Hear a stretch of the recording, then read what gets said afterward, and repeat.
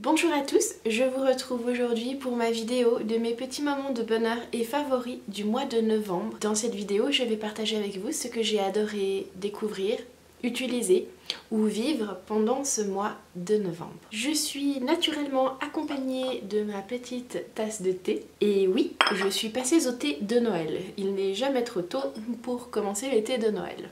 Commençons tout de suite par mes favoris nourriture et je vais vous parler du root beer. Le root beer est une boisson américaine qu'on trouve aussi au Canada mais qui est principalement une boisson américaine. C'est super trop bon. Le mieux que je pourrais vous la décrire, c'est de dire, imaginez comme si c'était un Coca-Cola caramélisé avec des plantes médicinales.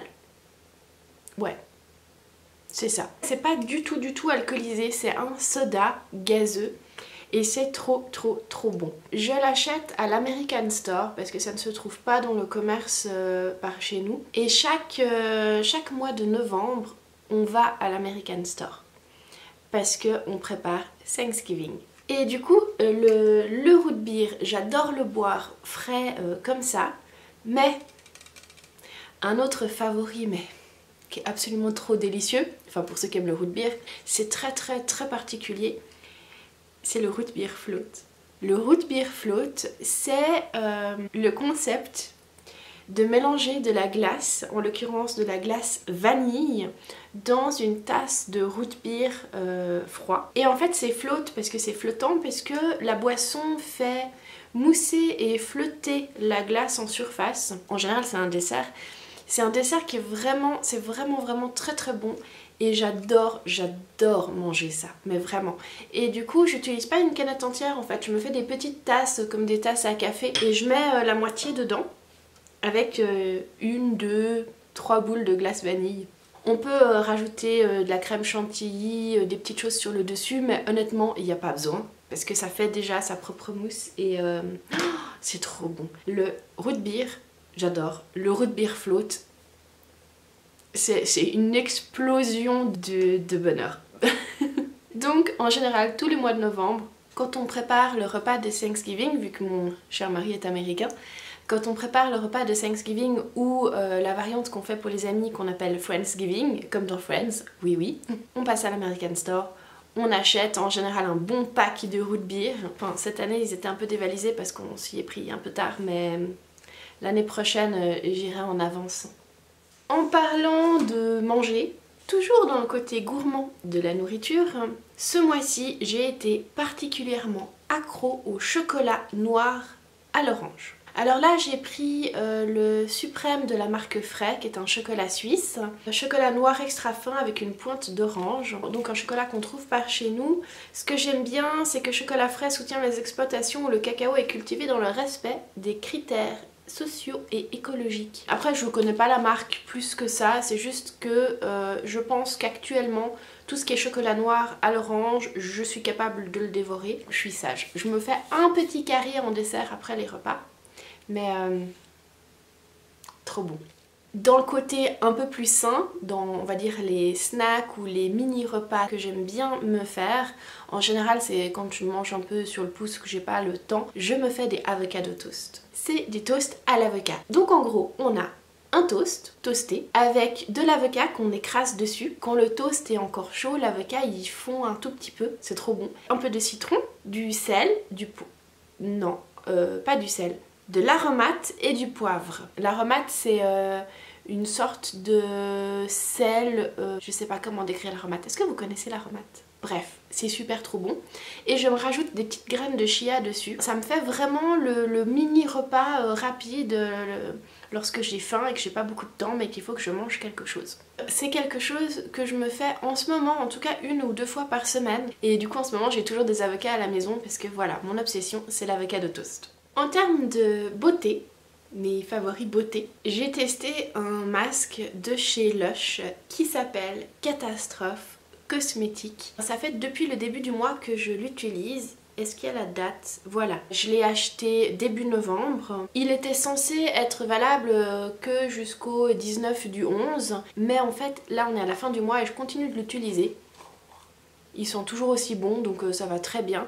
Et je suis pas encore au bout. C'est un masque visage que je me suis fait à peu près 2 fois par semaine, que sur le visage. Et je pense, vu ce qui me reste encore, je pense que j'aurais tout à fait pu faire non seulement le visage, mais également le cou et le décolleté. Ce que je vais commencer à faire maintenant, je m'étais dit peut-être que pendant un mois j'aurais juste assez pour le visage, mais en fait non, j'aurais pu faire plus. C'est un masque qui se garde au frigo, que je sors, bon voilà, comme là je sors juste le temps de l'utiliser ou en l'occurrence de vous le montrer. J'ai beaucoup de petites poussées hormonales et ça m'aide beaucoup à purifier la peau tout en l'apaisant. Il y a maintenant 1 an, oui, j'ai fait le grand tri cruelty free de ma maquilleuse et depuis tous mes produits de soins, alors je les ai pas triés dans le sens où de toute façon il y a un tournus parce que j'ai fini ceux que j'utilisais, j'essaye de racheter que du non testé et maintenant aussi du bio et d'autres choses, mais enfin bref, pour dire qu'avant j'avais un favori qui était le masque à la rose de chez NYX et que j'aimais vraiment beaucoup. Pour les peaux sensibles, il était parfait, mais il nettoyait quand même en profondeur. Et ça, c'est devenu mon méga chouchou depuis que je l'ai découvert là, depuis 1 mois. Parce qu'il remplace ce masque à la perfection pour moi. J'ai même encore plus de plaisir à l'utiliser, sachant que c'est une marque qui ne teste pas sur les animaux, qui fait attention aux ingrédients. Et puis également, il sent divinement bon. Il y a de la mousse irlandaise, des myrtilles, de l'absolu de rose, de l'huile essentielle de camomille. Il y a plusieurs choses dedans qui lui apportent cette odeur vraiment délicate et qui me plaît beaucoup. Donc voilà, j'ai beaucoup de plaisir à l'utiliser. Mon petit chouchou soin routine de visage en ce moment, parce que c'est vrai qu'en automne, c'est un peu le moment où la peau commence à avoir besoin et d'un nettoyage et d'être bien hydratée, soignée en préparation de l'hiver. Je prends un peu plus soin de ma peau grâce à ce masque. En termes de déco, le mois de novembre, c'est le mois par excellence où ressortir tout ce qui est coussin, cosy, poilu, couverture, douillette. Et je suis hyper fan des couvertures en microfibre. C'est hyper douillet, hyper déco aussi, ça apporte vraiment ce côté cocooning à votre intérieur. Et puis mon grand kiff, c'est de rester en pyjama sous ma petite couverture douillette devant la télévision ou même dans la chambre, parce que du coup j'en ai amené également une ici, je vais la chercher. Et si vous cherchez une idée de cadeau à Noël, ça c'est un truc super sympa à offrir. J'en avais offerte une l'année dernière pour Noël à ma maman et je crois qu'elle a beaucoup aimé. Enfin j'espère. Voilà, petite couverture douillette en microfibre, c'est vraiment mon truc doudou du moment. D'ailleurs mon dessus de lit est également une couverture en microfibre. Et j'en profite aussi pour vous parler de mon amour de la flanelle. Parce que c'est le moment parfait de mettre vos draps en flanelle. Vous savez, ces draps, alors la flanelle ça reste à base de coton, plus douillet, plus épais, plus dufteux et c'est parfait. Du coup, j'ai mis les draps en flanelle sur le lit. On est beaucoup plus chaud tout de suite pour dormir la nuit. Le matin aussi, ces matins où on se réveille et on sent que l'hiver va gentiment arriver, eh bien, on est au chaud. Et ça a pas de prix. Et en parlant de flanelle, je me suis fait mon propre pyjama Harry Potter en flanelle. En fait, ça faisait hyper longtemps que j'avais envie d'un pyjama Harry Potter. Par chez moi, j'en trouvais pas. Alors du coup, je me suis lancée et j'ai acheté un pyjama en flanelle. Et j'ai fait moi-même le motif. Je me suis fait une biche en patronus. Sur le devant. Alors le pyjama que j'ai trouvé, le bas est en flanelle, le haut est en coton. Je suis hyper confortable dedans. Je sais pas si vous allez pouvoir bien le voir comme ça. Je suis super fan d'avoir fait et d'avoir porté mon pyjama Harry Potter en flanelle pendant le mois de novembre. Je l'adore. Alors oui, mon patronus est une biche. Déjà que c'est l'illustration qu'on trouve telle quelle avec la biche et marqué Always dessus. Mais en plus mon patronus est vraiment une biche. Donc parfait. Et puis je me suis rajouté des petits extras. Voilà. Bon du coup je vais continuer en pyjama. Hein. Je crois que en fait j'ai déjà fait des tutos en pyjama. Vous savez les tutos où on voit que mes mains? eh bien j'en ai déjà fait en pyjama. Parfaitement.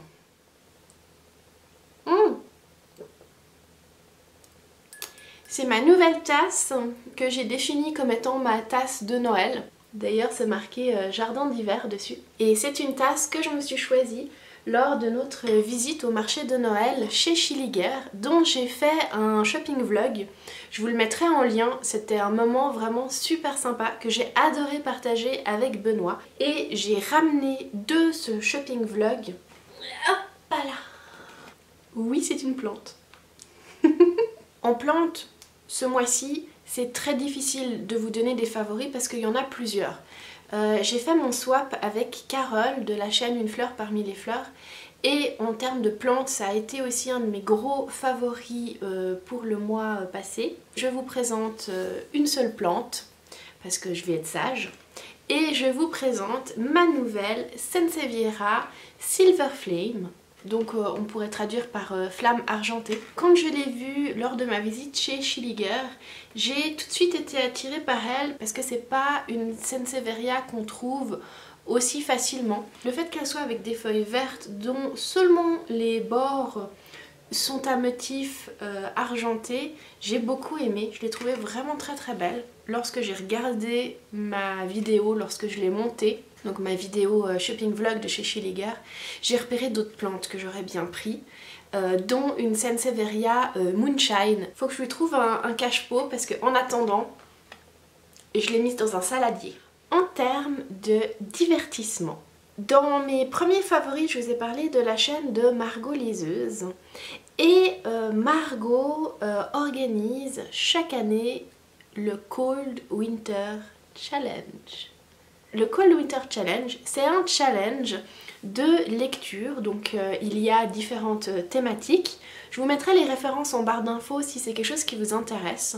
En gros, pendant le mois de novembre, enfin depuis qu'elle a lancé l'intro au challenge, j'ai commencé à préparer et à lister les lectures que j'allais faire dans ce challenge. Il y a différentes thématiques assez chouettes, dont, enfin, il y en a quand même une qui m'a donné un peu de mal, mais j'ai eu beaucoup de plaisir à préparer ma pile à lire pour ce challenge que je vais pouvoir lire pendant les mois de décembre et janvier. Mais enfin, c'est maintenant en novembre que j'ai préparé ma pile à lire et c'était vraiment quelque chose de chouette, de ultra chouette à faire. En termes de séries télévisées, j'ai terminé Sabrina qui s'est révélée beaucoup plus traumatisant que prévu pour ma sensibilité, mais juste à la limite de l'inconfort, mais lié à des thématiques que j'aime tellement que en fait j'ai kiffé. Du coup j'ai un peu frissonné et c'était chouette, mais du coup vu que j'ai terminé, il me fallait quelque chose pour la suite du mois de novembre là à regarder, et c'est là où j'ai commencé Legacies, qui est un spin-off de The Originals, qui est un spin-off de Vampire Diaries. My name is Hope Michelson. I come from a long line of the villains in your stories. The Salvatore School. The locals think we're a school for troubled rich kids. We teach discipline, compassion, a little magic. It's a story of friendship and family, of battling our own demons so we can face the monsters around us. This is a story, our story, about trying to be normal in a world that's anything but. The only question is, will we be its heroes or its villains?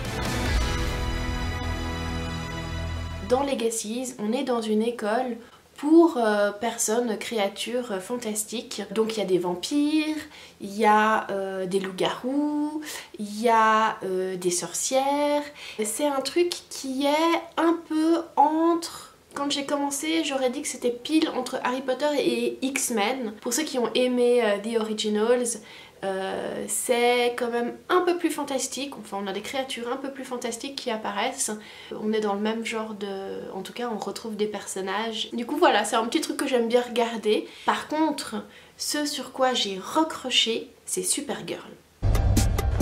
Oh, sorry. I'm calling about the correspondence dinner. I need to make sure Ms. Grant doesn't end up next to Bill O'Reilly again. The world needs you to fly. And so do I. So what do we do now?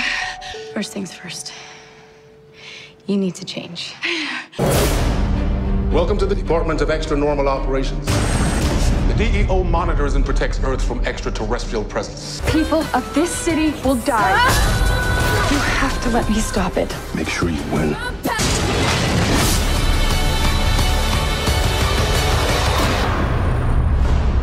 En fait, Supergirl, c'est une série télévisée que j'ai commencé, parce que là je sais plus à quelle saison on est, mais c'est une série télévisée qui a commencé il y a déjà quelques années maintenant. Oui, alors Supergirl a commencé première diffusion en 2015. C'est l'histoire de la cousine de Superman qui a été envoyée sur Terre pour veiller sur son petit cousin, qui a été retardée par un nuage d'astéroïdes qui a un peu frisé le temps, et elle est arrivée alors que Superman était déjà grand, donc elle a pu vivre sa vie comme elle le souhaitait dans sa famille d'adoption. Un jour, elle révèle ses pouvoirs pour sauver quelqu'un. À partir de là, elle devient Supergirl. Et ce que j'adore avec Supergirl, c'est que déjà avant, Lois et Clark, c'est quelque chose que j'ai toujours adoré regarder. Supergirl, c'est le même genre de combat gentil contre les méchants, avec les gentils qui finissent par gagner dans la plupart des cas. Il passe naturellement certains messages bienveillants, etc. Mais c'est quelque chose de léger que j'aime beaucoup regarder et qui m'apporte toujours cette notion de réconfort qui est pour moi hyper importante en automne-hiver. Et c'est vraiment dans cette période que mes divertissements, la décoration ou ce que je vis doit m'apporter la chaleur dont on manque au niveau de la température. Ça faisait bien 1 an ou 2 que j'avais plus regardé Supergirl, donc là j'ai rattrapé mon retard et j'ai de nouveau pris beaucoup de plaisir. Mais c'est vrai que c'est quelque chose que je suis pas assidûment d'une semaine à l'autre comme je pourrais le faire pour Westworld ou Game of Thrones ou ce genre de série là. Par contre c'est quelque chose que j'aime bien, voilà, faire un peu en fond, voilà, sous une petite couverture, le truc un peu cocooning quoi. D'ailleurs, au mois de novembre, il y a Les Animaux Fantastiques 2 qui est sorti et que je n'ai toujours pas vu, indépendant de ma volonté, mais je me réjouis beaucoup de le voir. Mais du coup, en préparation des Animaux Fantastiques, on s'est refait tous les films Harry Potter. Yes, c'est très bon de se refaire tous les Harry Potter. Et là on se les a vraiment tous refaits à la suite sur quelques jours et c'était délicieux. Et maintenant je me réjouis beaucoup de découvrir les Animaux Fantastiques. Mais bon, ça, avec un peu de chance, ça sera dans les favoris du mois prochain. Enfin, on verra pour mes favoris du mois de décembre. D'ailleurs, j'ai besoin de votre avis parce que j'essaye toujours de publier mes favoris à la fin du mois concerné. Par contre, pour le mois de décembre, est-ce que ça vous va si vous les avez à la fin du mois de décembre ou est-ce que vous préférez les avoir avant Noël? Mais j'ai l'impression qu'ils ne seraient pas complets si je les fais avant Noël. Donc j'ai besoin de votre avis dans les commentaires. Même si je fais ces vidéos parce que j'adore les faire, je les fais pour partager avec vous. Donc j'ai besoin de vos retours. J'espère que cette vidéo petit bonheur et favori du mois de novembre vous aura plu. Je vous remercie d'avoir passé ce moment avec moi et je vous dis à tout bientôt dans la prochaine vidéo.